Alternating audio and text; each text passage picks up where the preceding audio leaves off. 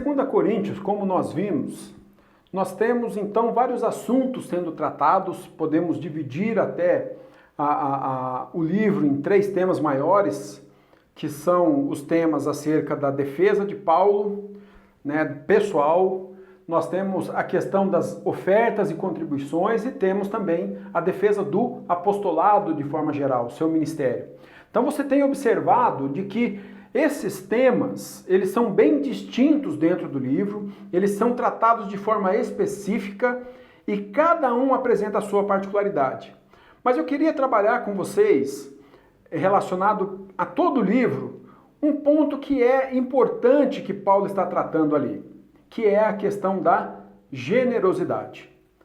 Quando nós pensamos no aspecto da generosidade, e temos visto nesses últimos dias, né, tem acontecido isso de forma mais plena, a gente confunde muito a ideia da generosidade ou apela para uma suposta generosidade, mas nós falamos muito mais só sobre a questão de valores de oferta.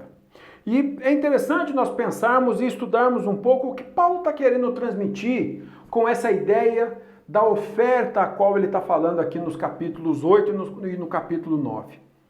Quando nós pensamos no que ele está falando aqui no capítulo 8 e no capítulo 9, primeiramente ele vai trazer no capítulo 8 o quê?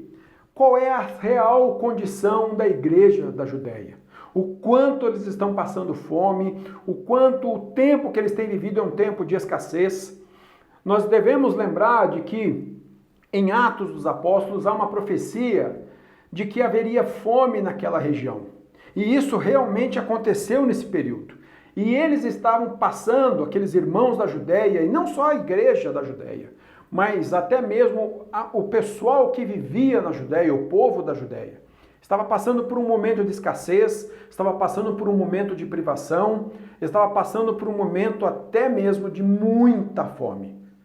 E aí Paulo vai trazer, olha, nós vos fizemos saber a graça de Deus concedidas à igreja da Macedônia, ali no versículo 1 do capítulo 8.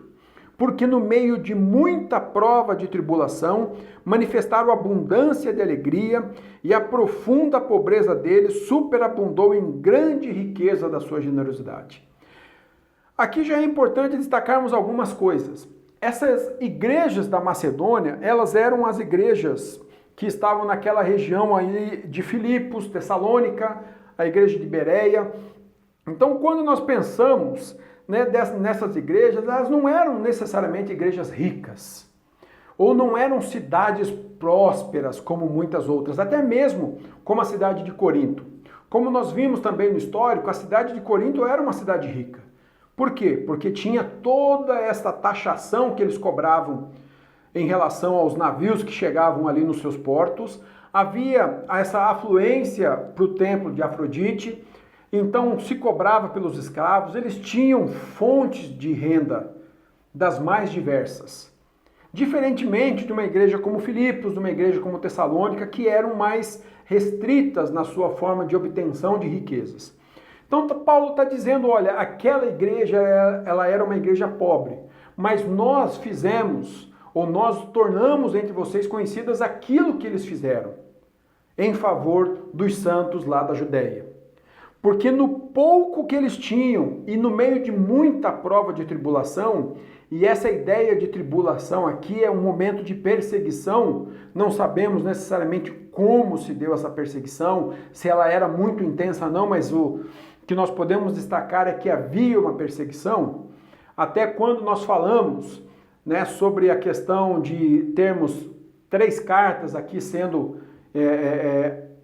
juntas e compiladas numa carta só, então essa poderia ser uma carta quando houve já o decreto, o edito de Cláudio em 49, expulsando os judeus de Roma, e muitos que saíram de Roma então percorriam essas cidades para habitar. Poderíamos dizer que seria uma perseguição como essa, ou algum outro tipo de perseguição que a igreja já estava sofrendo nessas regiões. Mas é importante de nós pensarmos de que quando Paulo fala aqui, no versículo 2, de que a profunda pobreza deles superabundou em grande riqueza da sua generosidade. Interessante que Paulo não está dizendo necessariamente, olha, eles ofertaram na sua pobreza e ganharam muitas vezes mais do que aquilo que ofertaram. O que Paulo está dizendo é que o que abundou, o que se tornou grande, a riqueza maior que eles receberam foi a oportunidade de ver crescer a sua generosidade. E quando nós pensamos em generosidade, e nós precisamos então trabalhar nesse texto para pensar sobre a generosidade, porque é um dos principais textos onde nós vemos essa manifestação. Generosidade, nós podemos dizer que também é um dos padrões do reino de Deus. O reino de Deus, ele é baseado em generosidade. Por que ele é baseado em generosidade? Quando nós pensamos no que Deus fez por nós, ao generosamente e graciosamente enviar o seu Filho, para que, por nós que éramos inimigos, por nós que éramos pecadores, ele vem, morre por nós, deixa toda a sua riqueza e deixa toda a sua glória para se tornar como um de nós. Aqui nós já vemos de que Deus é um Deus generoso. E quando nós pensamos nesse conceito de que o padrão do reino é generosidade, em nenhum momento nós podemos pensar que ele está falando necessariamente em valor, ou ele está falando somente de dinheiro. Ele está falando sobre nós estarmos atentos a todas as necessidades que o nosso irmão possa ter. E quando nós pensamos em necessidades, nós sempre pensamos em necessidades físicas. Uma privação porque ele não tem o que comer, não tem o que vestir, ou isso ou aquilo, sempre nesse sentido físico. Mas quando nós pensamos que Jesus diz de que ninguém tem maior amor do que esse de alguém dar a vida em favor do seu amigo, nós podemos pensar de que como poderíamos dar a vida nos dias de hoje? Né? Será que é necessariamente morrer por alguém? Pode ser. Mas o fato de você negar a si mesmo em favor do outro, isso é um ato de generosidade. Isso é um ato de amor. Você dedicar do seu tempo para ouvir alguém, isso é generosidade. Você estar preocupado com a saúde emocional de alguém, com a saúde espiritual de alguém, isto é generosidade. E Paulo então ele vai começar a trazer primeiramente esses conceitos aqui. Ele vai dizer de que aqueles irmãos, eles pediram a graça de participarem da assistência, né, ali no versículo 4. Mas olha que interessante, quando nós pensamos naquilo que realmente era o que estava por detrás. A partir do versículo 8 ele vai dizer: não vos falo na forma de mandamento, mas para provar pela diligência de outros a sinceridade do vosso amor.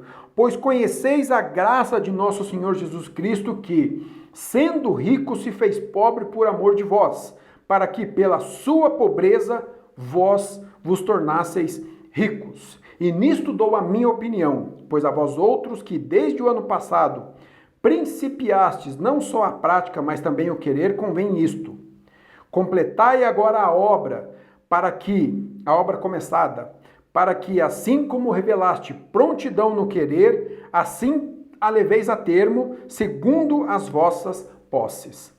Então Paulo está dizendo aqui, olha, o que eu estou trazendo para vocês não é um mandamento. Eu não estou dizendo vocês devem fazer dessa forma. Mas é interessante que ele traz o conceito do reino. Ele vai dizer, olha, vocês conhecem qual é a graça do nosso Senhor Jesus Cristo. Porque ele, sendo rico, se fez pobre por amor de vós. E por causa da pobreza dele, vocês se tornaram ricos. E ele não está falando rico em posses. Ele está falando se tornaram ricos porque agora você tem a vida. Você foi enxertado na videira verdadeira e você faz parte do reino. E por isso, então, ele vai dizer, olha, agora eu quero dar a minha opinião. A partir do instante em que vocês conhecem quem é Jesus, conhecem da sua graça, conhecem aquilo que ele fez e o quanto ele foi generoso. Quero dizer, olha, completem aquilo que vocês começaram. Vocês disseram que querem participar, vocês disseram que querem ajudar. Então, levem isso a termo agora. Completem essa obra. Sejam generosos, segundo as suas posses. É interessante de pensarmos que quando nós pensamos nessa ideia de levar a termo segundo as vossas posses, aqui ele está trazendo, olha, a tua generosidade ela não tem que ser medida necessariamente na necessidade do outro, mas ela tem que ser baseada no teu coração, naquilo que você abre mão. Às vezes, a tua generosidade, em vista daquilo que a outra pessoa precisa, em vista daquilo que o teu próximo precisa, é pouco. Ou a tua generosidade, em vista daquilo que a pessoa precisa, supre e vai além do que aquilo que ela precisa. A questão não é o que ela precisa, a questão é o teu coração, a tua generosidade. E isso que Paulo está trabalhando aqui. E ele vai dizer sobre essa ideia da provisão àqueles irmãos.